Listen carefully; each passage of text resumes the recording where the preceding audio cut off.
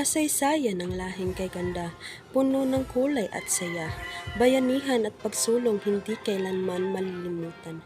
Mga dakilang Pilipino nag-alay ng buhay para sa kalayaan at kinabukasan ng ating mahal na bayan.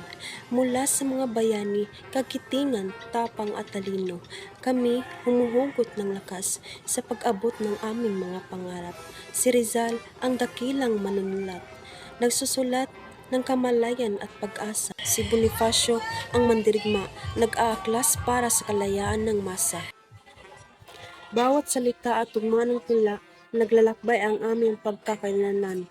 Bawat katagay nagpahayag ng dangal at pagmamahal sa bansang sinilangan. Pangarap na may kalayaan, katarungan at kapayapaan, sapagkat ito ang pundasyon ng tunay na kaunlaran. Edad, kasarian at lahi walang pinipili. Sa pangarap ng bayan, lahat tayo ay magkakaisa.